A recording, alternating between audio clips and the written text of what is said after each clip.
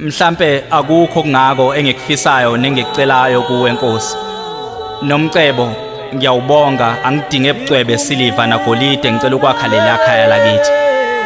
Kambe ngathi nje bakithi sengibona umama ephuma kulesa sithabathaba somuzi engisifisayo emqondweni. Abantu bebuzane bebabaza ubuhle bomuzi sekuthiwa nje nalapho kukithi. Nkosi ngimbathile emzimbeni kodwa ngifana nonqune emphefumulweni. Uma ngibuka ikhaya lami liwa ngingenamandla okulivusa.